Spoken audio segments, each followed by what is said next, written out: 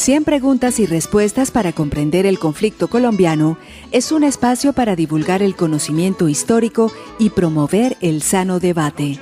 Orientan este programa los profesores Mauricio Albeiro Montoya y Wilmer Zuleta. ¿Qué puedo hacer por mi pueblo? Aquí ya no existe paz, aquí ya no hay libertad, aquí ya no pasa un día sin algo que lamentar. Cuando la noticia se produce, Caracol se la comunica. ¡Extra! Ofrecemos en Caracol un boletín extraordinario de última hora. Urgente. Acaba de ser tomada la Corte Suprema de Justicia. Atención, la situación es delicada. Están encerrados periodistas de Caracol en la Corte. Juan Carlos, ¿qué pasa? Sí, es una balacera de vecinos que se presentan dentro de las instalaciones de la Corte Suprema de Justicia, en el Palacio de Justicia, en la Plaza de Bolívar. Guillermo Franco Fonseca en la Plaza de Bolívar. Sí, ya vi, me encuentro acá, a escasos metros de la entrada principal del Palacio de la Corte. Unidades de la PM y de la policía en este momento están contestando los disparos que se producen en el interior, especialmente en el sótano. A esta hora están llegando refuerzos aquí a la Plaza de Bolívar, se están despejando todas las zonas y esa es la situación que se presenta. Pues que las personas que realizaron el asalto, faltando 15 minutos para las 12 del día, sí, estaban dentro del palacio y son quienes disparan, ¿no? Posiblemente como para atemorizar o algo. Es posible porque en los días anteriores había habido buenas medidas de seguridad. Pero hoy prácticamente las medidas de seguridad, pues casi no había medidas de seguridad. Pues mire, doctor, sobre eso, el día 17 de octubre, el periodista Héctor Mario Rodríguez de Caracol, sí, transmitió esta información. Los cuerpos de inteligencia militar descubrieron un plan subversivo para secuestrar a magistrados integrantes de la Corte Suprema de Justicia y del Consejo de Estado. Sean todos bienvenidos nuevamente a su programa radial 100 preguntas y respuestas para comprender el conflicto colombiano. El día de hoy nos acercaremos a un tema bastante polémico e interesante y que hasta el día de hoy sigue dando de qué hablar. El tema del que ha corrido bastante tinta, documentales y además también muchas apreciaciones en torno a aquellos sucesos del 6 y el 7 de noviembre de 1985. Escuchábamos al inicio del programa lo que eran las noticias de aquel momento, la extra que anunciaba la toma del Palacio de Justicia por un comando guerrillero, el comando guerrillero del M-19. Nos acompañan hoy en la mesa los profesores Carlos Andrés Gómez y Wilmer Zuleta y José Zuluaga, el estudiante de Derecho que siempre nos ha venido acompañando durante los últimos programas, quien les habla Mauricio Montoya. Vamos entonces a adentrarnos en este tema y queremos iniciar preguntando qué fue lo que sucedió ese 6 y 7 de noviembre de 1985 en la Plaza Simón Bolívar de Bogotá, específicamente en lo que se conoce hasta hoy como el Palacio de Justicia. Bueno, en las respectivas fechas, el comando Iván Marino Ospina del movimiento 19 de abril se tomó el Palacio de Justicia en un operativo guerrillero denominado Antonio Nariño por los derechos del hombre. El hecho se dio en señal de reclamo al presidente de la época, que era Belisario Betancur, por el incumplimiento que se estaba presentando de los acuerdos relativos al cese al fuego suscritos entre el gobierno y el grupo insurgente en 1984. La irrupción al edificio por parte de los insurgentes inició el 6 de noviembre a las 11 de la mañana y una hora después 33 guerrilleros controlaban el palacio. Bajo su poder estuvieron más de 350 rehenes, entre los que se encontraban funcionarios, empleados del palacio y los magistrados de la Corte Suprema de Justicia. Bueno, podemos decir con ese relato que nos hace José de los hechos y los acontecimientos que se llevaron a cabo, pues que de alguna manera para muchos esa ha sido la mayor tragedia de la situación de la justicia en Colombia, pues nunca un movimiento guerrillero o algún grupo armado se había atrevido a tanto. Ya hemos hablado aquí en un programa anterior cómo el M-19 pues aventuró una serie de acciones que lo convirtieron en portada de medios nacionales e internacionales, y se dice pues que a unas cuantas calles del Palacio de Justicia pues fue donde fraguaron todo esto. Pero hay un tema que es bastante polémico, y con el saludo al profesor Carlos Andrés, es ese tema de por qué ese día, digamos, la seguridad del palacio había menguado, era menor. Incluso se habla de que el ejército sabía de la toma del palacio y que aún así pues no se hizo nada. ¿Qué podemos decir de eso, Carlos?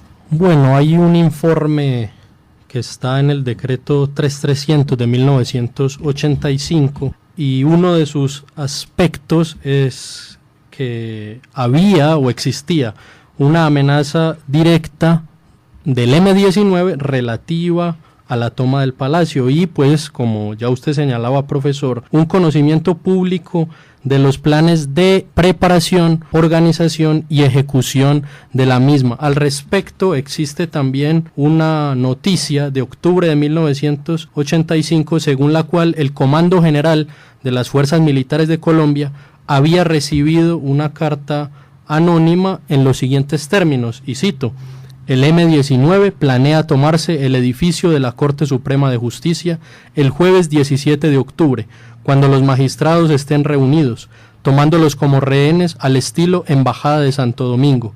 Harán fuertes exigencias al gobierno sobre diferentes aspectos, entre ellos el tratado de extradición. Como muy bien mencionás, pues hubo bastantes polémicas y bastantes comentarios frente a eso. Incluso, ya lo mencionabas al final, decían que los guerrilleros del M-19, pues pagados por narcotraficantes como Pablo Escobar, lo que querían hacer era tumbar las discusiones de la extradición, acabar con las pruebas, pero también de fondo estaba ese tema de una lucha que había entre el presidente de la República, Belisario Betancur, y los mandos militares, que incluso se habló de que la retoma era más o menos como una especie de golpe militar, y que si Belisario no lo hubiese apoyado, pues hubiese también caído él del gobierno. En ese orden de ideas, pues vale decir que acá fue muy importante un medio de comunicación como la radio. Aunque ya estaba la televisión, pues la radio, al igual que en otros momentos de la historia, como lo hemos mencionado en este programa, específicamente en 1948, pues fue un polvorín también. Wilmer, ¿qué podemos decir del papel de la radio y por qué incluso fue tan polémica una decisión que en su momento entonces tomó la que fuera ministra de Comunicaciones, la doctora Noemí Sanín? La radio fue muy importante porque a través de varias emisoras se había difundido la voz del señor Alfonso Reyes Echandía, quien en ese momento era el presidente de la Corte Suprema de Justicia, a través de la cual pedía que se suspendieran las operaciones militares por orden del gobierno de Belisario Betancur para que se salvaran las vidas de los magistrados y demás personas que estaban en el Palacio de Justicia. Sin embargo, Noemí Sanín, por orden del gobierno, siendo ministra de Comunicaciones, tomó la decisión de cambiar de tema en las emisoras, poniendo un partido de fútbol, y así evitar, según lo que ella llamaría en el 2015, un segundo Bogotazo. Como quien dice, por evitar un mal mayor, tomó esa decisión, por la cual fue criticada y muy cuestionada. Vamos a escuchar la voz de Echandía cuando hace ese llamado para que cese el fuego y así se pueda negociar, llamado al que nadie hizo caso, e incluso en otros audios se escucha donde se dice que el presidente de la República no le pasa al teléfono al presidente de la Corte Suprema de Justicia y que por ende entonces todos se van a morir. Escuchemos. ¿Quién habla? Presidente legal. Doctor Reyes. Doctor Reyes. ¿Cómo sabemos que usted realmente es el doctor Alfonso Reyes? Yo soy Alfonso Reyes Echandía, presidente de la Corte Suprema de Justicia. ¿Cómo está la situación, doctor Reyes? Mal, necesitamos dramática y urgentemente que cese el fuego por parte de las autoridades. Estamos rodeados del M-19 en varios pisos, en el cuarto piso. Vale decir que con la retoma que se hace durante esos 2 días después por parte del ejército, hay un hecho bastante importante, y es que el presidente de la República hace una locución televisada en las horas de la noche, diciendo que él es el directo responsable, que él ha dado la orden. Y bueno, fue una declaración bastante particular porque, como decíamos ahora, pues para muchos esa declaración mostraba un cierto temor de Belisario hacia los militares, y también pues era él el que se abocaba o el que daba la idea de que él había dado la orden y que nadie más pues era el responsable. Vamos a escuchar un fragmento de esa alocución presidencial y ahí vamos a entender un poco lo que venimos conversando.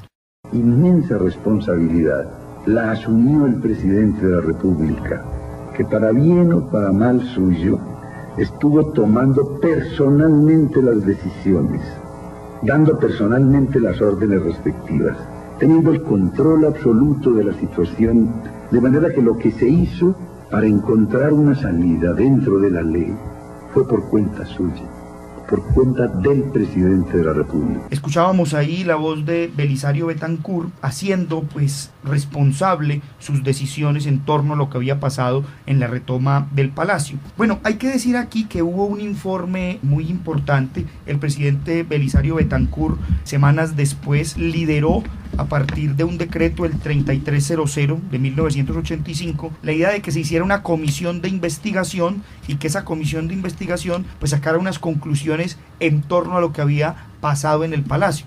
Profesor Carlos, ¿cuáles fueron las principales conclusiones de ese informe en relación con los sucesos del Palacio de Justicia? Sí, podríamos decir que hay básicamente 6 grandes conclusiones.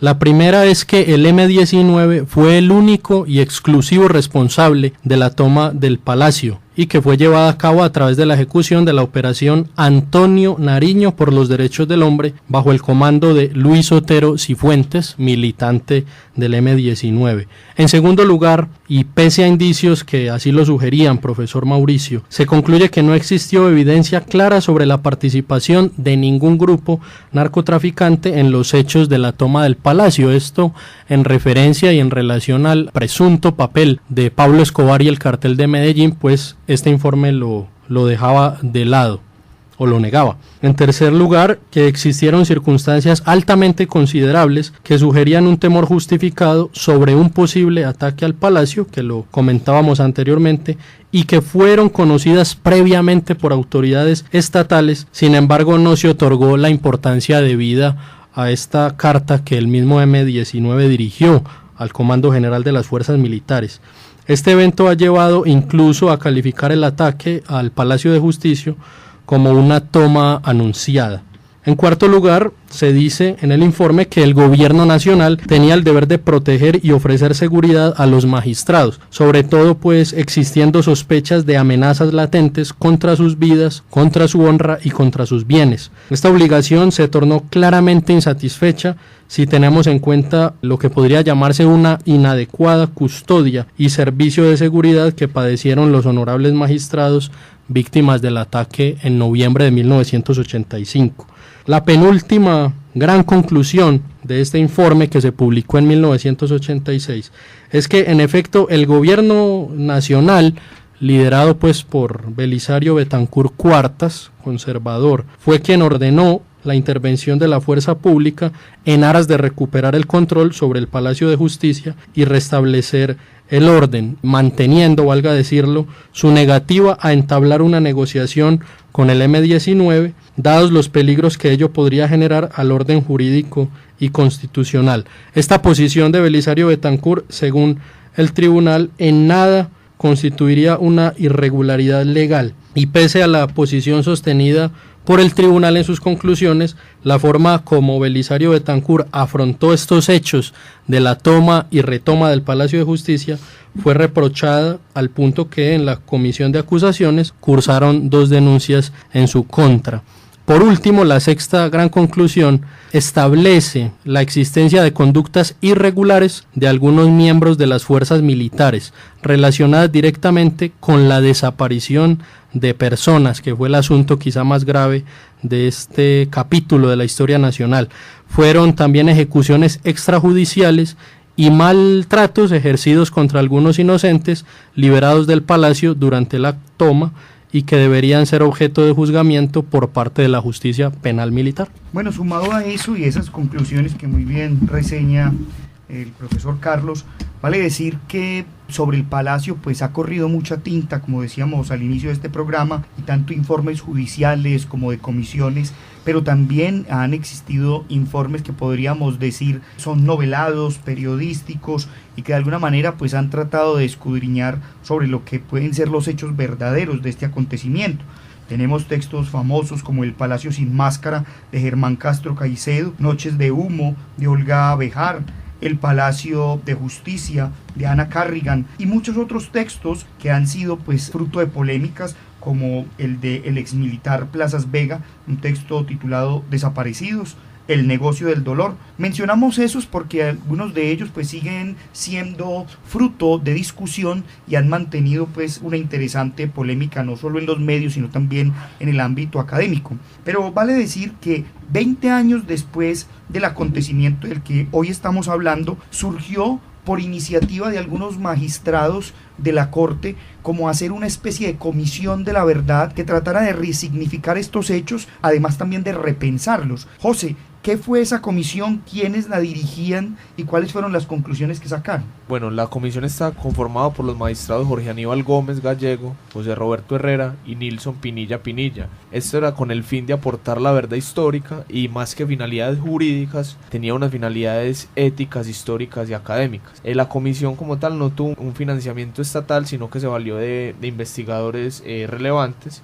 Y uno de los aportes principales que presentó estaba relacionado con los desaparecidos de la toma, y su importancia radicó en que se criticó la tesis del Tribunal de Instrucción, según la cual las personas que se habían dicho desaparecidas a la causa de la toma habrían fallecido a raíz del incendio ocurrido en el 4º piso del Palacio, donde quizás presuntamente fueron trasladados el personal de la cafetería y los demás también fueron trasladados a este lugar. Cabe resaltar que la comisión también afirmó lo siguiente: la Comisión de la Verdad no comparte la tesis del Tribunal Especial, instancia que, para llegar a la conclusión antes transcrita, tuvo como fundamento los testimonios que señalaban que la cafetería fue dominada completamente por los guerrilleros al inicio de la toma, sumado al hecho de que se encontraron tortas o pasteles procedentes de los suministros llevados por la Norma Constanza Esguerra en el corredor de la 3ª planta, el cual fue denominado por el tribunal como el natural camino entre la cafetería y el 4º piso. De manera particular, la comisión afirma que existen varios indicios y material probatorio tendiente a demostrar que las personas que se presumían desaparecidas lograron salir con vida del palacio como consecuencia de las acciones de retoma llevadas a cabo por el ejército en compañía con la Policía Nacional y el DAS. Bueno, esos referentes y esas conclusiones son bastante interesantes porque de alguna manera pues ponen en cuestión lo que veníamos mencionando que hizo ese primer tribunal que Belisario Betancur pues había promovido, dados los hechos, como decir en caliente. Este movimiento pues de magistrados que quiso hacer esa comisión de la verdad también contradice esa tesis que decía ya el profesor Carlos ahora mencionando las conclusiones, que no habían tenido nada que ver los narcotraficantes, y este grupo de académicos o de magistrados dicen que sí, pues sostienen que entre 1984 y 1985 miembros del M-19 se reunieron con Pablo Escobar en Medellín y recibieron dinero. Algunos hablan de $1 millón, otros de $2 millones para realizar la acción del Palacio. Es bastante interesante ese tema porque de alguna manera, pues como decíamos ahora, sigue siendo parte de la discusión, pero ya el profesor Carlos mencionaba el tema y el asunto relacionado con algo tan complejo como el tema de los desaparecidos. Profesor Wilmer, ¿cuál es el quid del asunto en relación con el tema de los desaparecidos en esta situación del Palacio de Justicia? Este tema es bastante polémico porque se dio el 9 de junio de 2010 por parte del Juzgado Tercero Penal del Circuito Especializado de Bogotá una investigación en la que aparecieron nuevas evidencias en las que implicaron a nuevos responsables y también encontraron nuevos desaparecidos. Acá fue cuando condenaron al coronel Plazas Vega a 30 años y luego la Procuraduría General de la Nación hizo una apelación que fue rechazada, pero después se hizo una investigación de nuevo por parte de la Corte Suprema de Justicia en la que se le rebajó la condena a Plazas Vega. Y por otra parte también aparecieron cadáveres en el 2015 de 3 mujeres que fueron víctimas en el Palacio de Justicia. Estamos hablando de Cristina del Pilar Guarín Cortés, de Luz Mari Portela León y de Lucia Amparo Oviedo Bonilla. Y a su vez también se encontraron otros casos de desapariciones forzadas, como fue el caso de Carlos Augusto Rodríguez Vera, Irma Franco Pineda, David Suspecelis, Bernardo Beltrán Hernández, Héctor Jaime Beltrán Fuentes, Gloria Estera Lizarazo Figueroa y Gloria Anzola de Lanao, quienes al lado también de Carlos Horacio Urán Rojas se constituyeron las nuevas víctimas. Este último fue víctima de una ejecución extrajudicial.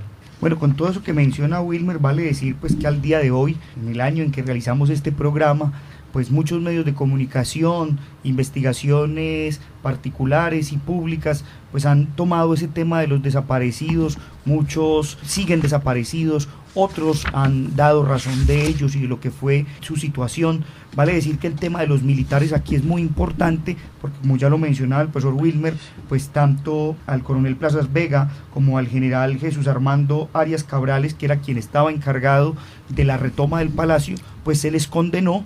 Tiempo después Plazas Vega pues fue, digamos, revisado su caso y declarado de alguna manera inocente, y el general entonces Jesús Armando Arias Cabrales pues sigue purgando una pena de 35 años. Profesor Carlos, una cosa que es muy importante y no podemos dejar pasar aquí es ese papel entonces de las fuerzas militares como respuesta, porque podríamos decir que los militares podrían haberse también valido de la amnistía y el indulto que luego tuvieron la cúpula del M-19, que fue lo que hizo que se salvaran posteriormente de ir a una cárcel, cuando en los años 90 el entonces senador Álvaro Uribe Vélez pues emitió un artículo que hacía pues que no hubiese una referencia retroactiva para condenar a la cúpula, y así por ende pues permitirse que la desmovilización del M-19 por aquella época fuera efectiva. Profesor Carlos, ¿qué podemos decir de ese papel entonces de las fuerzas militares? Bueno, como ya decían los profesores, pues efectivamente los comandantes o coroneles Plazas Vega y Arias Cabrales de las fuerzas militares recibieron sendas condenas, con la diferencia de que pues finalmente en el año 2015 el coronel Plazas Vega fue absuelto y se le otorgó la libertad. Sin embargo, años después, cuando Álvaro Uribe Vélez era senador de la República, adelantó un indulto para los miembros del M-19, sobre todo en relación a este hecho delictuoso de la toma del Palacio de Justicia, y eso, digamos, sienta un precedente para los actuales diálogos con las Fuerzas Armadas Revolucionarias de Colombia, tanto para lo referente al juicio a grupos terroristas o grupos subversivos, como también para las fuerzas militares. Hasta hoy quizá podría decirse que los militares que tuvieron algún papel en la retoma del Palacio de Justicia afirman estar obedeciendo órdenes de los coroneles a cargo de esas brigadas, que a su vez se escudan quizá en las órdenes dadas por el presidente para la época, Belisario Betancur Cuartas, y otros que afirman que dichas ejecuciones extrajudiciales, dichas desapariciones, pues hacían parte de una misión militar en un panorama tan confuso y tan caótico como fue el de la toma y retoma del Palacio de Justicia en noviembre de 1985. Vale decir además que el 14 de noviembre de 2014 la Corte Interamericana de Derechos Humanos se pronunció y declaró culpable al Estado colombiano por ciertas violaciones de derechos humanos que ya hemos mencionado aquí. Al parecer pues se habla de las desapariciones y también de temas asociados a la tortura en el Cantón Norte, y posteriormente pues la Fiscalía en el año 2015 decidió abrir otra serie de investigaciones, llamó indagatoria al expresidente Belisario Betancur y también a algunos de sus ministros y ministras como Noemí Sanín, Enrique Parejo y Jaime Castro. Queremos terminar este programa del día de hoy dejando a nuestros oyentes el audio de dos testimonios de sobrevivientes, uno de ellos un periodista y otro una mujer que sobrevivió al palacio y que trabajaba en las instalaciones cuando fueron tomadas estas por el M-19. Con esto entonces cerramos nuestro programa del día de hoy. Agradecemos a la Universidad Nacional por este espacio que nos brinda, a Jorge Benjumea en el máster y a los profesores que nos acompañaron hoy. Y para ustedes un cordial saludo y la invitación para que nos sigan escuchando. Hasta pronto. El 6 de noviembre de 1985 yo me encontraba en la sala de redacción de la revista Magazine al Día. Tenía una cámara que siempre guardaba en el cajón del escritorio y un par de rollos. Le eché mano a la cámara y salí corriendo. Logré entrar por el lado del Palacio Líbano, que ya estaban en ese momento empezando a bloquear. Había un caos general ahí en toda la zona y me ubiqué en la arcada que queda más cerca a la esquina suroccidental del Palacio de Justicia. Ahí había conmigo varios reporteros gráficos, varios periodistas, y desde ese punto alcanzamos a ver y algunos tomamos fotografías del momento en que entraron los tanques. Yo duré hasta las tal vez 2 de la mañana metido en una ambulancia donde nos dieron como albergue con otros 3 periodistas. Hacía un frío impresionante, recuerdo a esa hora. Junto a la ambulancia había una tanqueta que disparaba con una ametralladora, creo que era una .50, y esa fue la primera vez o una de las primeras veces en que me tocó vivir un tiroteo así tan de cerca. El estruendo de las balas, recuerdo que le causan a uno siente que le retumba por dentro. Pues es que hablar de los desaparecidos del Palacio, si en este momento todavía no se sabe qué ocurrió con ellos, porque mi vivencia es que cuando me sacaron a mí del Palacio de Justicia, como hacia las 8 de la noche, ellos hacían una preselección de personas que podían identificar, que podían hablar por ellos.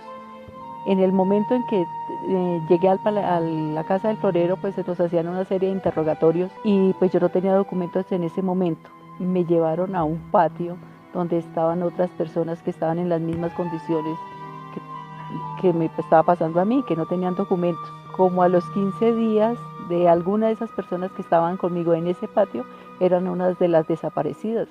Es que allá cuando desaparecieron a todas las personas que trabajaban en el restaurante, personas embarazadas, las desaparecieron, gente que hacían una preselección, estamos en un primer piso y ellos los llevaban a un segundo piso y decían que los iban a llevar al Cantón Norte.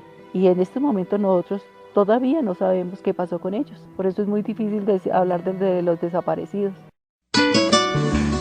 100 preguntas y respuestas para comprender el conflicto colombiano es un espacio para divulgar el conocimiento histórico y promover el sano debate.